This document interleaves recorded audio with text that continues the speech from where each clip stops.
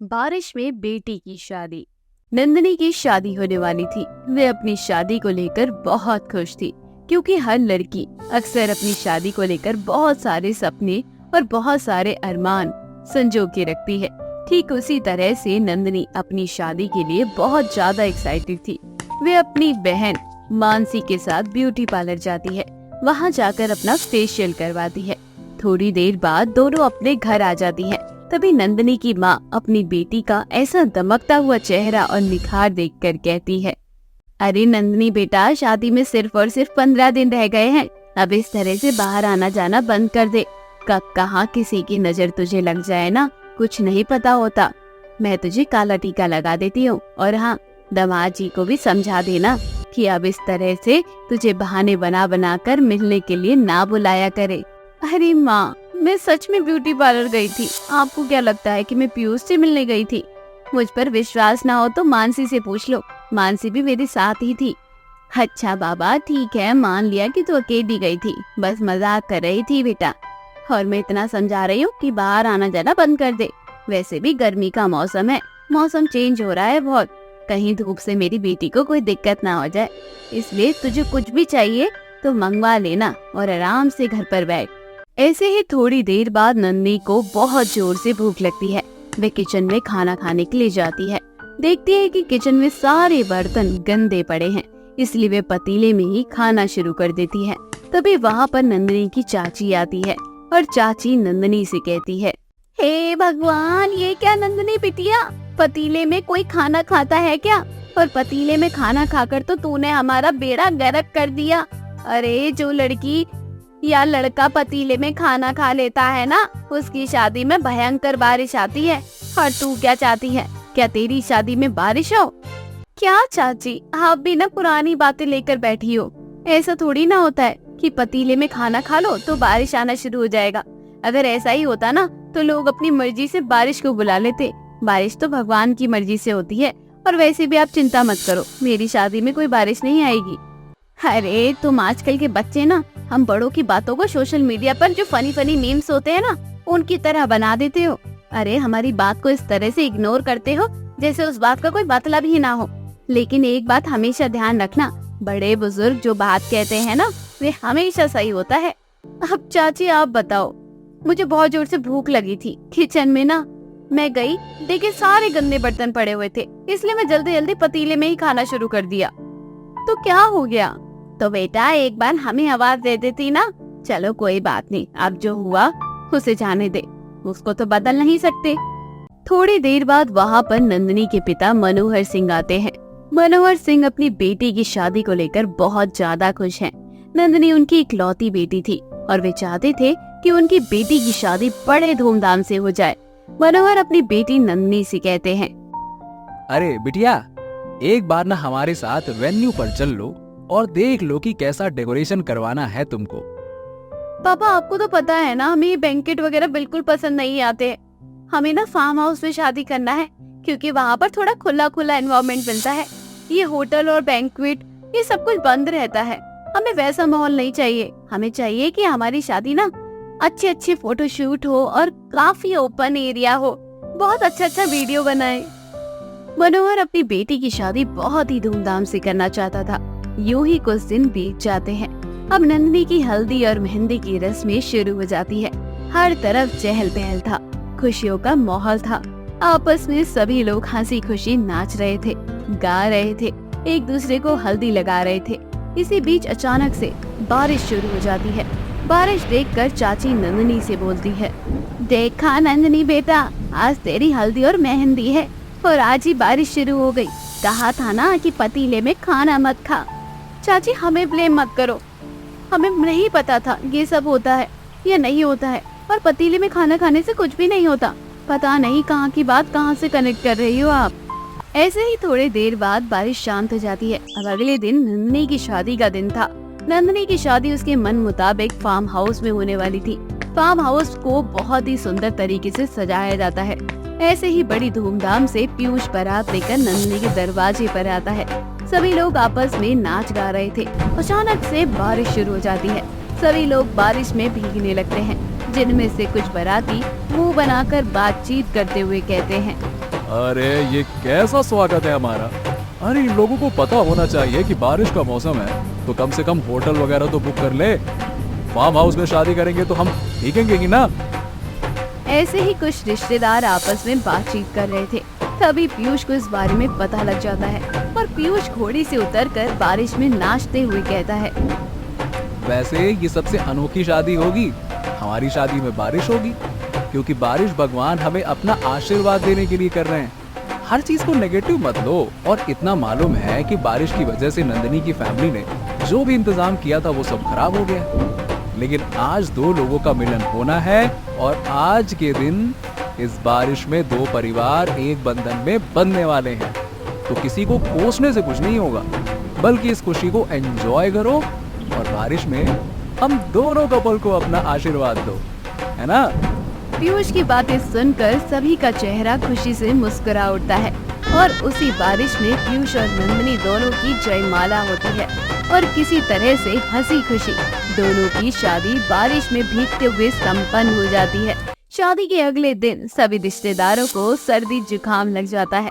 नंदिनी विदाई के वक्त रो कम रही थी और छींक ज्यादा रही थी। ये सब देखकर पीयूष उसका मजाक बनाते हुए बोलता है, अरे अरे अरे अरे, अब रोते हुए कहीं तुम अपने रिश्तेदारों के कपड़ों में अपनी नाक मत लगा देना। तुम लड़कियों का ना यही होता है, रोते हुए ना तुम्हारी नाक निकलने लग जाती है, संभालो। तुम ना हर वक्त हंसी मजाक के मूड में ही रहते हो। यही तो जिंदगी है नंदिनी। रात बारिश में हर किसी का चेहरा उतर गया था, लेकिन ये भी तो सोचो ना कि ये बारिश करना या करवाना किसी इंसान के हाथ में तो नहीं होता है ना, बल्कि ये तो कुदरती होता है। क्या पता भगवान भी हमारी शादी में शामिल होना चाहते थे। इसीलिए उदास होने से कुछ नहीं होता है। अपनी प्रॉब्लम्स को भी एंजॉय करोगे ना तो हमेशा खुश रहोगे। समझी कुछ की नहीं समझी? इस तरह से नंदिनी की विदाई हो जाती है और वे अपने ससुराल चली जाती है। गरीब कमला अपनी 4 बहू सोना, मोनिका, राधा और सपना के साथ रहा करती थी। इतनी गरीबी झेलने के बाद भी गरीब कमला की चारों बहू एक साथ रहती और एक दूसरे का बहुत अच्छे से ख्याल भी रखती थी। ऐसे ही एक दिन, अरे पवन, सोनू और विनोद बेटा, तुम तीनों यही घर पे बैठे हो और तुम्हारा भाई ईंट की भट्टी पर मजदूरी करने के लिए भी चला गया। क्या आज तुम तीनों को काम पर नहीं जाना? वो क्या है ना माँ कि मालिक का बिजनेस बहुत नुकसान में जा रहा है और उन्होंने कई मजदूरों को काम से ही निकाल दिया। अरे वो तो भैया की किस्मत अच्छी थी जो उन्हें नहीं निकाला। अब आप तीनों क्या करेंगे? बहुत जल्द बारिश शुरू होने वाली है और हमारी झोपड़ी भी टूट गई है। इस बार बारिश में हम कहाँ सर छुपाएंगे? हमने सोचा था कि इस बार चारों भाई को काम मिल गया है, एक ही जगह चारों मिलकर अपने लिए एक झोपड़ी बना लेंगे ताकि किसी के सर पर मुसीबत ना आए। पर लगता है इस बार भी हमें बारिश का सामना करना पड़ेगा। अरे आप सब हमारे होते हुए चिंता काहे करती हो? अरे जिस तरह से भगवान हमारा पेट भर रहा है उसी तरह से वो हमें हमारे हिस्से की झोपड़ी भी दे देंगे। चिंता ना करो। भैया बिल्कुल सही कह रहे हैं। अरे क्या हुआ अगर हमें एक जगह से निकाल दिया? हम कहीं और कोशिश करेंगे। इस बार हमें दिन रात एक भले ही क्यों ना करना पड़ जाए, हम इस बार अपनी झोपड़ी बनाकर मानेंगे।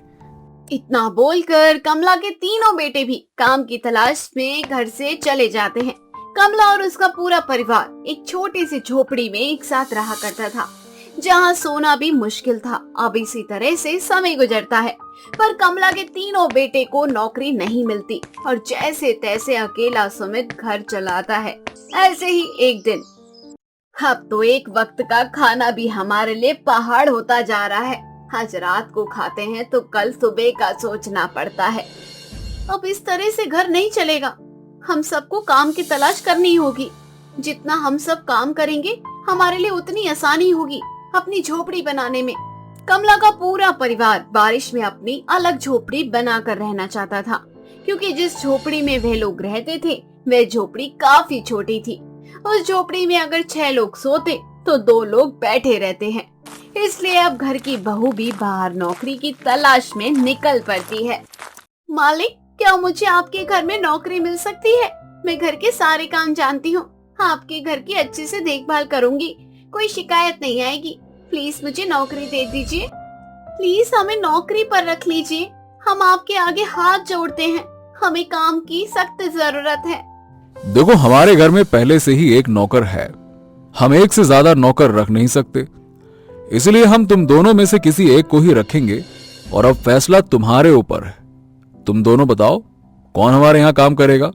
दीदी तुम यहाँ काम कर लो, मैं कहीं और काम देख लूंगी।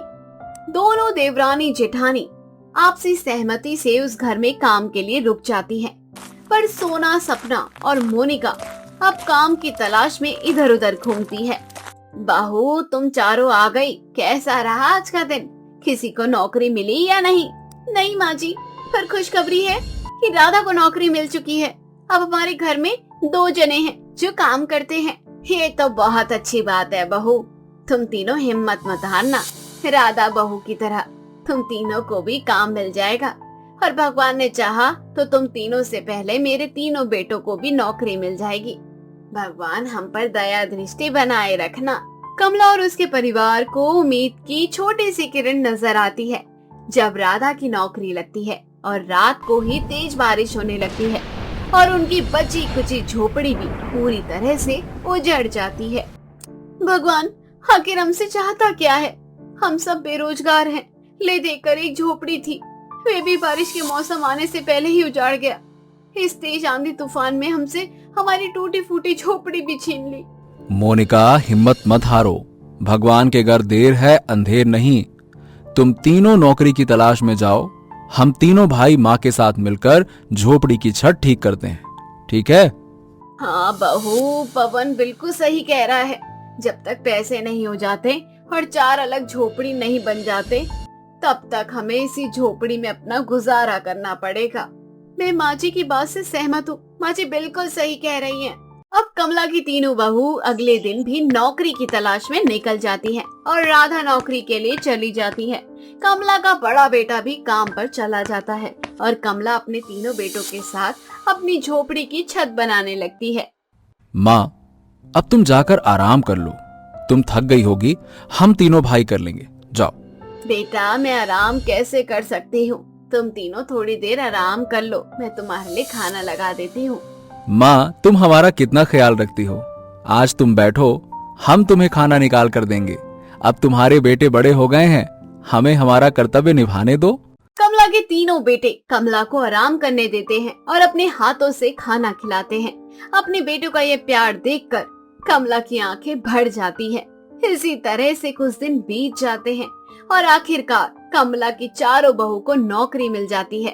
ये खबर सुनकर कमला बहुत खुश होती है और अपने तीनों बेटों से कहती है, बेटा तुम चारों ने देखा ना, मेरी चारों बहू की नौकरी लग चुकी है। अब हमारे घर में सिर्फ 3 जने बेरोजगार हैं। बेटा तुम तीनों हिम्मत मत हारना, तुम्हें एक दिन नौकरी जरूर मिल जाएगी। हाँ माँ, हमें अभी भी भगवान पर पूरा भरोसा है और तुम्हारे आशीर्वाद पर भी। देखना बरसात में मौसम से पहले तुम तीनों को नौकरी मिल जाएगी और इस बार हम बरसात में अपनी झोपड़ी में रहेंगे। हमारे भी सर पर छत होगी इस बरसात पर। मुझे समझ नहीं आ रहा माँ जी, कहाँ मिलेगी? मुझे समझ नहीं आता मेरे बच्चे मेरी फिक्र करना कब छोड़ेंगे, जब मैं मर जाऊंगी तब। अरे मुझ बुढ़िया के लिए क्या झोपड़ी बनाओगे? तुम चारों को अलग अलग झोपड़ी की जरूरत है। मैं तो कहीं भी रह लूंगी, कभी सोना बहू की झोपड़ी में तो कभी मोनिका की बहू की झोपड़ी में। चारों बहू को नौकरी मिलने के बाद कमला और उसके बहू बेटों की आंखों में एक रोशनी की किरण जग जाती है। अब समय यूं ही बीतता है और देखते ही देखते कमला के तीनों बेटों की भी नौकरी लग जाती है। पर अफसोस, जैसे ही उसके बेटे की नौकरी लगती है उसी दिन से बारिश अपना कहर दिखाने लगती है। लगता है इस बरसात में भी हमें अपनी इस छोटी झोपड़ी में गुजारना पड़ेगा। मेरा सपना अधूरा रह जाएगा, अपने बहू बेटों को उनके हिस्से की झोपड़ी देने का। अरे माँ, ऐसी बातें क्यों करती हो? अब आपके चारों बहू बेटे को नौकरी मिल चुकी है। अब हमारी परिस्थिति पहले जैसी नहीं रही। हम पूरे दिन काम करेंगे और रात को जब बारिश रुकेगी हम रात भर जाग कर अपनी झोपड़ी खुद तैयार करेंगे, ठीक है ना? कमला के चारों बेटे इसी तरह से सुबह काम पर जाते हैं और रात को घर आकर बारिश के रुकने का इंतजार करते। बारिश जैसे ही रुकती, कमला के चारों बहू बेटे अपने काम पर लग जाते और कमला उन सभी के लिए खाना बनाती। देखते ही देखते बहुत जल्द कमला के चारों बहू बेटे अपनी अपनी झोपड़ी बना लेते हैं और अपनी अपनी झोपड़ी में शिफ्ट हो जाते हैं। मेरी बहुओं की झोपड़ी कितनी सुंदर लग रही है, भले ही छोटी है पर मुझे खुशी है कि उन्हें उनके हिस्से की झोपड़ी मिल गई। हम गरीबों के नसीब में तो झोपड़ी ही लिखी है। माँ जी, अब आप अपनी चारों बहुओं की झोपड़ी देख लीजिए और आपका इस बारिश में जिसकी झोपड़ी में रहने का दिल करे आप रह सकती हैं। कमला जैसे ही सोना की झोपड़ी से अपना पहला कदम बाहर निकालती है, तेज बारिश होने लगती है पर सोना की झोपड़ी में एक बूंद पानी नहीं आता। ये देखकर कमला के दिल को बहुत खुशी मिलती है और इस तरह से कमला की चारों बहू बारिश में अपनी झोपड़ी अपनी मेहनत से बनाकर तैयार कर लेती है।